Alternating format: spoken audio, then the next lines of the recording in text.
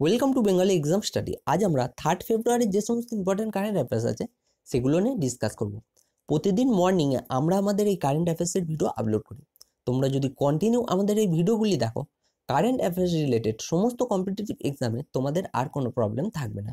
এই ভিডিওটিতে আমরা কারেন্ট অ্যাফেয়ার্সের সমস্ত কোশ্চেন অ্যান্সার ডিটেলসে ডিসকাস করি। এই ভিডিওর পিডিএফ লিঙ্ক তোমরা ডিসক্রিপশন বক্সে পেয়ে যাবে। ডিসক্রিপশন বক্সে আমাদের ফেসবুক পেজের লিঙ্ক দেওয়া আছে এবং টেলিগ্রাম চ্যানেলেরও লিঙ্ক দেওয়া আছে। সেখান দিয়ে তোমরা আমাদের সাথে যুক্ত হতে পারবে এবং তোমাদের কোনো প্রশ্ন থাকলে তোমরা আমাদের ফেসবুক পেজে এসএমএস করে জানাতে পারো, আমরা তার অ্যান্সার অবশ্যই জানাবো। তো চলো আজকের ভিডিও শুরু করা যাক। কারেন্ট অ্যাফেয়ার্সের প্রথম প্রশ্ন আছে, সম্প্রতি ইএসআইসি দ্বারা ভারতের প্রথম আয়ুষ হসপিটাল কোথায় স্থাপিত হয়েছে? ভারতের প্রথম আয়ুষ হসপিটাল স্থাপিত হয়েছে নতুন দিল্লিতে। অপশন নম্বর এ এর সঠিক অ্যান্সার। নতুন দিল্লিতে এটি স্থাপিত হয়েছে। এটির উদ্ঘাটন কে করেছেন? এটির উদ্ঘাটন করেছেন বর্তমান ভারতের শ্রমমন্ত্রী সন্তোষ গঙ্গোয়ার এটির উদ্ঘাটন করেছেন এবং এটি নির্মাণে খরচ হয়েছে মোট 30 কোটি টাকা। এটি নির্মাণে খরচ হয়েছে।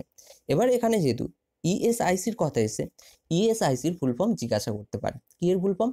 Employees state insurance. কি এর full form? Employees state insurance. এটি স্থাপিত হয়েছিল 1952-তে এবং এর হেডকোয়ার্টার নতুন দিল্লিতে অবস্থিত। এবার এখানে যে দিল্লির কথা এসে, দিল্লি থেকে কী কী ইম্পর্টেন্ট সেগুলো আমরা দেখে নেব। দিল্লি হলো একটি কেন্দ্রশাসিত রাজ্য। দিল্লি থেকে একটি প্রশ্ন পরীক্ষায় আসতে পারে। প্রশ্নটি হলো যে, প্রশ্নটি এইভাবে করবে যে দিল্লি কটি রাজ্যের সীমানা টাচ করে? দিল্লি মোট 2টি রাজ্যের সীমানা টাচ করে। 2টি রাজ্য কী কী? হরিয়ানা এবং উত্তরপ্রদেশ। দিল্লির মুখ্যমন্ত্রী অরবিন্দ কেজরিওয়াল এবং গভর্নর অনিল বেইজল। আরেকটি প্রশ্ন আসতে পারে যে দিল্লি হাইকোর্টের মুখ্য ন্যায়াধীশ কে? দিল্লি হাইকোর্টের মুখ্য ন্যায়াধীশ রাজেন্দ্র মেনন। এই প্রশ্নটা দিয়ে আমরা এতটাই জানতে পারি। নেক্সট প্রশ্ন আছে, সম্প্রতি ইউপিএসসির নতুন সদস্যরূপে কে শপথ গ্রহণ করেছেন? ইউপিএসসির নতুন সদস্যরূপে শপথ গ্রহণ করেছেন রাজীব নয়ন চৌবে। অপশন নম্বর বি এর সঠিক অ্যান্সার। ইনি হচ্ছেন রাজীব নয়ন চৌবে, যিনি সম্প্রতি ইউপিএসসির নতুন সদস্যরূপে শপথ গ্রহণ করেছেন। এবার যেহেতু এখানে ইউপিএসসির ফুল ফর্ম কি? ইউনিয়ন পাবলিক সার্ভিস কমিশন, যেটি স্থাপিত হয়েছিল 1926-এ এবং এর হেডকোয়ার্টার নতুন দিল্লিতে অবস্থিত। এর চেয়ারম্যানকে অরবিন্দ সাক্সেনা। এই প্রশ্নটা দিয়ে আমরা এতটাই জানতে পারি। আজকের ভিডিওর টার্গেট 200 লাইক। ভিডিওটি ভালো লাগলে তোমরা লাইক করো, তোমরা লাইক করলে আমরা উৎসাহিত হই। চলো নেক্সট প্রশ্ন আছে, সম্প্রতি জাপান, ফ্রান্স ও ইউকে কোন দেশের সাথে ইনস্টেক নামক চ্যানেল শুরু করেছে?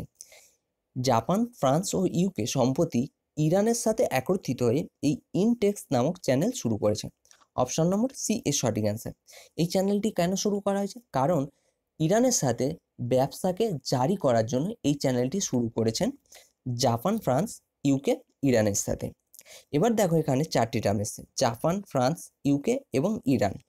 প্রথমেই দেখে নেব জাপান দিয়ে কী কী ইম্পর্টেন্ট। ম্যাপে দেখো জাপানের ক্যাপিটাল বার্লিন, এর কারেন্সি ইউরো এবং রাষ্ট্রপতি ফ্র্যাঙ্ক ওয়াল্টার স্টেইনমায়ার। এবার এখানে এসছে ফ্রান্স।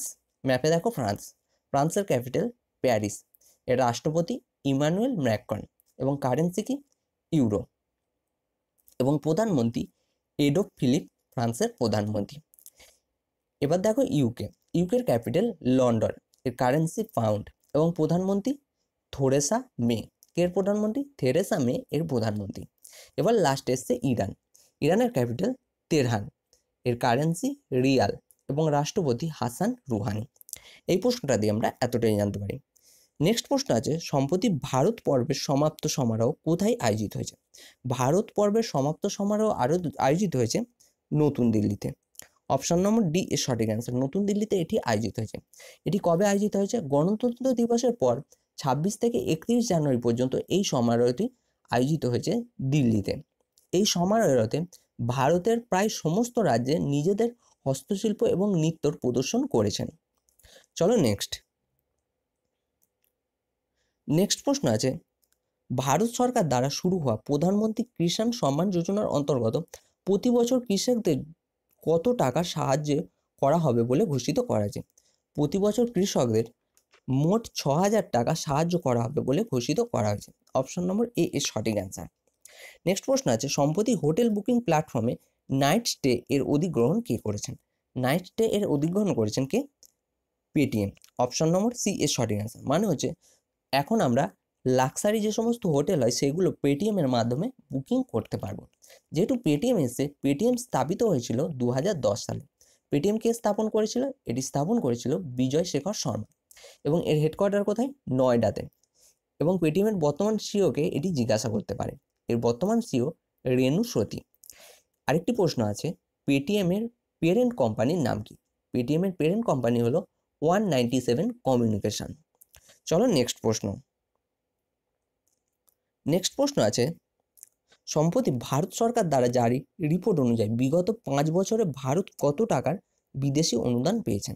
বিগত 5 বছরে ভারত মোট টোটাল ইউকে 240 বিলিয়ন ডলারের অনুমোদন পেয়েছেন। অপশান নম্বর ডি এর সঠিক অ্যান্সার। কত ডলারের? 240 বিলিয়ন ইউএস ডলারের অনুমোদন পেয়েছেন। সম্প্রতি কোন রাজ্য সরকার স্মার্ট ভিলেজ ক্যাম্পিংয়ের জন্য 385 কোটি টাকার মঞ্জুরি দিয়েছেন? 385 কোটি টাকার মঞ্জুরি দিয়েছেন পাঞ্জাব সরকার। অপশান নম্বর এ এর সঠিক অ্যান্সার। পাঞ্জাব সরকার গ্রামের উন্নতির জন্য স্মার্ট ভিলেজ ক্যাম্পিংয়ের মাধ্যমে 385 কোটি টাকার মঞ্জুরি দিয়েছে। যেহেতু পাঞ্জাব দিয়েছে, ম্যাপে দেখো পাঞ্জাব। পাঞ্জাবের ক্যাপিটাল চণ্ডীগড়। এর গভর্নর ভিপি সিং বাদনর এবং মুখ্যমন্ত্রী ক্যাপ্টেন অমরিন্দর সিং পাঞ্জাবের মুখ্যমন্ত্রী। চলো নেক্সট প্রশ্ন আছে, প্রধানমন্ত্রী শ্রম যোগী মানব যোজনার অন্তর্গত শ্রমিকদের কত টাকা মাসিক পেনশন প্রদান করা হবে বলে ঘোষিত করা হয়েছে? শ্রমিকদের মাসিক পেনশন 6,000 টাকা প্রদান করা হবে বলে ঘোষিত করা হয়েছে। অপশন নম্বর এ বি এর সঠিক অ্যান্সার। এটি কোন যোজনার অন্তর্গত? প্রধানমন্ত্রী শ্রম যোগী মানব যোজনার অন্তর্গত। এই যোজনার অন্তর্গত যে সমস্ত শ্রমিকদের মাসিক আয় 15,000 টাকার কম, তাদের 6 লক্ষ টাকার ইন্স্যুরেন্সও প্রদান করা হবে বলে ঘোষিত করা হয়েছে। নেক্সট প্রশ্ন আছে, সম্প্রতি কোন ব্যাংক কিষাণ সুবিধা ঋণ লঞ্চ করেছে? কিষাণ সুবিধা ঋণ লঞ্চ করেছেন সম্প্রতি Ujjivan small finance bank. Option number D এর সঠিক অ্যান্সার। এই ব্যাংক এও জানিয়েছেন যে 60,000 থেকে 2 লাখ টাকা পর্যন্ত এই যোজনার অন্তর্গত ঋণ প্রদান করা হবে। এবার এসে এখানে উজ্জীবন স্মল ফিন্যান্স ব্যাংক, যেটি স্থাপিত হয়েছিল 2017 সালে এবং এর হেডকোয়ার্টার বেঙ্গালুরুতে অবস্থিত এবং এর বর্তমান সিইওকে সমিত ঘোষ এর বর্তমান সিইও। এই প্রশ্নটা দিয়ে আমরা এতটাই জানতে পারি। চলো নেক্সট প্রশ্ন আছে, সম্প্রতি ডিএসি কতগুলি স্বদেশি সাবমেরিন নির্মাণের মঞ্জুরি দিয়েছে? সম্প্রতি ডিএসি টোটাল 6টি সাবমেরিন নির্মাণের মঞ্জুরি দিয়েছেন। অপশন নম্বর এ এর সঠিক অ্যান্সার। এখানে এসে দেখো ডিএসির ফুল ফর্ম কি? এর full form defence execution council, যার বর্তমান অধ্যক্ষকে বর্তমান ভারতের রক্ষামন্ত্রী নির্মলা সীতারামন ডিএসির বর্তমান অধ্যক্ষ। নেক্সট প্রশ্ন আছে, সম্প্রতি দূরদর্শনে রগ রগ মে গঙ্গা নামক যাত্রা কার্যক্রম কে শুরু করেছেন? এই যাত্রা কার্যক্রমটি শুরু করেছেন কে? Nitin Gadkari. Option number C এর সঠিক অ্যান্সার। বর্তমান ভারতের সড়ক মন্ত্রী নীতিন গডকরি এটির উদ্ঘাটন করেছেন। চলো নেক্সট আছে তোমাদের জন্য লাস্ট ভিডিওর কোশ্চেন আনসার। লাস্ট ভিডিওর প্রশ্ন ছিল, সম্প্রতি এনসিসি এর মহানির্দেশক কাকে নিযুক্ত করা হয়েছে? এনসিসির মহানির্দেশক নিযুক্ত করা হয়েছে লেফটেন্যান্ট জেনারেল রাজীব চোপড়াকে এর মহানির্দেশক নিযুক্ত করা হয়েছে। অপশন নম্বর সি এর সঠিক অ্যান্সার। প্রায় সবাই এই প্রশ্নের সঠিক অ্যান্সার দিয়েছ। এবার আমরা দেখে নেব কোশ্চেন অফ দ্য ডে তোমাদের জন্য কি প্রশ্ন আছে। কোশ্চেন অফ দ্য ডে তোমাদের জন্য প্রশ্ন আছে, সম্পর্কে 200টি ওডিআই ম্যাচ খেলা প্রথম ভারতীয় মহিলা ক্রিকেটার কে হয়েছেন? 4টি অপশান আছে, যেটি সঠিক অ্যান্সার হবে সেটি তোমরা কমেন্ট বক্সে জানিও। আর এই প্রশ্ন সম্পর্কে তোমরা যদি ডিটেলস জানো অবশ্যই ডিটেলসে কমেন্ট বক্সে জানিও। আর ভিডিওটি ভালো লাগলে তোমরা লাইক এবং শেয়ার করো। তোমরা লাইক করলে আমরা উৎসাহিত হই এবং শেয়ার করলে অন্যান্য স্টুডেন্টদের হেল্প হয়। আর তোমরা যদি আমাদের চ্যানেলে নতুন হয়ে থাকো, নিচে দেখো লাল মতো সাবস্ক্রাইব বাটন আছে, সাবস্ক্রাইব করে নিও এবং লেটেস্ট ভিডিওর আপডেট পাওয়ার জন্য পাশে থাকা বেল আইকনটিতে অবশ্যই ক্লিক করে দিও।